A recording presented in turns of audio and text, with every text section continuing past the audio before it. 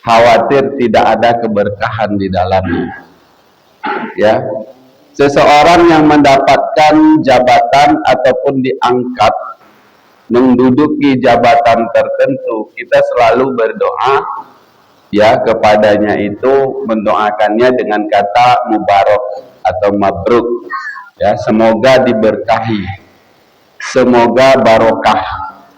Ya, orang yang menikah, sepasang suami istri yang sudah menikah juga sering didoakan dengan Allahumma barakallahu lakumah. Ya Allah ya Tuhanku, berkahilah mereka berdua. Apa makna berkah? Kita selalu berucap ya berkahi. Ya, semoga mereka diberkahi. Kita berharap kepada Allah itu diberikan kepada mereka itu keberkahan dalam keluarganya, ya, bersatunya dari seorang bujang sama gadis bersatu menjadi satu keluarga. Dalam satu keluarganya nanti akan diberikan ya sakinah mawaddah warahmah misalnya. Ya. Jadi terjalin itu yang disebut dengan barokah, atau diberikan keturunan yang soleh dan soleha, ya, diberikan keturunan yang baik. Nah, ini adalah salah satu bagian dari hasil dari barokah. Nah, jadi seperti air hujan Allah turunkan, ya, kita berharap di situ ada kebarokahan. Sebenarnya air hujan turun itu sudah barokah, tinggal barokah nggak bagi diri kita. Ya, Allah turunkan hujan itu untuk menyirami tanah-tanah yang tandus, ya, yang tadinya tidak bisa ditanami, sekarang dengan turunnya hujan ia menjadi subur sehingga bisa ditanami, misalnya buah-buahan, biji-bijian dan lain sebagainya. Yang tumbuhnya tumbuhan tersebut yang akan dapat bermanfaat bagi manusia. Itulah keberkahan dari hujan. Maka di dalam kehidupan kita berharap semuanya ada keberkahan. Kemudian makna kedua dari keberkahan itu adalah bahagia. Ya, punya segalanya tapi tidak bahagia maka tidak barokah, jemaah. Jadi harus barokah, harus bahagia. Bahagia itu adalah di dalam hati. Ya, letaknya itu di dalam hati. Ya, Rasulullah mewasiatkan orang yang kaya itu bukanlah terletak pada kekayaannya. Orang yang kaya itu terletak pada hatinya yang kaya, hatinya yang lapang. Ya, karena kebahagiaan itu di dalam. Ya, kekayaan itu bukan tidak menjamin seseorang itu bisa bahagia. Betapa banyak orang yang memiliki harta yang banyak tapi hidupnya gelisah, ya, makan susah, tidur susah. Maka kebahagiaan itu ada di dalam hati. Dan Rasulullah juga katakan, kalau kalian ingin melihat dunia, mau melihat ekonomi sosial, ya, itu jangan lihat ke atas, jangan pandang ke atas. Kalau kita memandang ke atas, maka kita akan tidak mendapatkan kedamaian.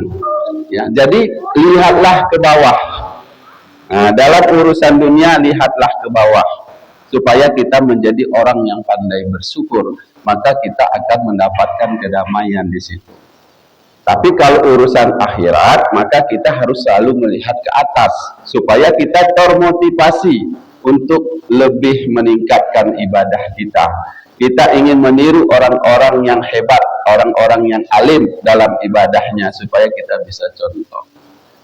Kemudian makna dari keberkahan yang ketiga yaitu menjadikan lebih taat. Nah, memiliki segudang harta, ya, kekuasaan yang luas, kalau tidak membuat kita taat kepada Allah maka itu tidak barokah. Atau bisa kita bilang seperti orang bilang itu istitrod. Ya, Allah berikan, karena kalau dunia itu Allah berikan kepada siapapun, ya, kepada orang kafir sekalipun Allah berikan. Karena di mata Allah, dalam nilai dunia itu, nilai dari Allah tidaklah lebih besar daripada sayap nyamuk. Maka Allah berikan. Seandainya lebih besar dari sayap nyamuk, Allah tidak akan berikan kepada orang-orang kafir. Karena dunia tidak bernilai di sisi Allah. Maka memiliki harta itu harus menambah ketaatan kita kepada Allah Subhanahu wa taala. Jangan justru harta yang kita miliki itu semakin jauh kepada Allah. Ini celaka jamaah, ini azab ya. Harusnya harta yang kita miliki, kita lebih tenang dan lebih fokus dalam beribadah.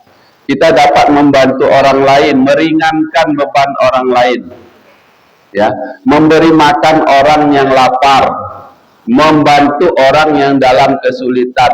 Ini ketaatan dari harta yang kita miliki menjadi taat. Atau kekuasaan, berapa banyak kita lihat orang semakin tinggi kekuasaannya justru malah semakin jauh kepada Allah. Ini banyak kita lihat jamaah. Tadinya alim, tadinya sering beribadah, tadinya peduli dengan orang-orang di sekitar. Semakin dia menjadi pejabat, semakin ia berkuasa, semakin ia sibuk. Ya, dia justru tidak lagi sempat. Ya, kadang-kadang ke masjid dah nggak sempat karena waktu dia mengurusi pekerjaan yang ini, mengurusin ini, sehingga dia semakin lalai kepada Allah. Dan apalagi kalau dia sampai menjadi orang yang sombong, ya, jadi tidak menumbuhkan ketaatan dari jabatan yang ia miliki. Maka di sini perlu kita perhatikan jamaah, segala sesuatu yang kita miliki apakah sudah diberkahi Allah. Sebenarnya kita sendiri bisa melihat, ya, punya keluarga membuat kita semakin tenang tidak, semakin bahagia tidak. Dengan keluarga ini kita semakin bertambah ketaatan kita tidak kepada Allah, dan bermanfaat tidak semuanya, ya. Karena tiga hal inilah makna daripada kebarokahan. Harta demikian, jabatan juga demikian. Dengan memiliki jabatan justru kita menjadi pusing, menjadi beban dalam hidup, tidak dapat berbahagia. Artinya kita pertanyakan jabatan itu, ada keberkahan tidak di dalamnya? Jadi jamaah salat subuh rahimakumullah, maka di dalam Al-Quran Allah sampaikan, ingatkan, dan kita sering membacanya di dalam doa kita. Hampir setiap sebelum penutupan doa kita baca, Rabbana atina fid dunya hasanah wa fil akhirati hasanah wa qina adzabannar. Inilah di dalam Al-Quran kita suruh berdoa, ya Allah, berilah kami kebahagiaan di dunia dan kebahagiaan di akhirat, dan jauhkanlah kami dari api neraka. Jadi doa ini yang selalu setiap berdoa kita panjatkan, tujuannya agar kita diberi kebahagiaan jamaah. Mudah-mudahan dengan kultumnya singkat ada manfaatnya. Lebih dan kurang saya mohon maaf. Pada Allah mohon ampun. Billahi taufiq wal hidayah. Assalamualaikum warahmatullahi wabarakatuh.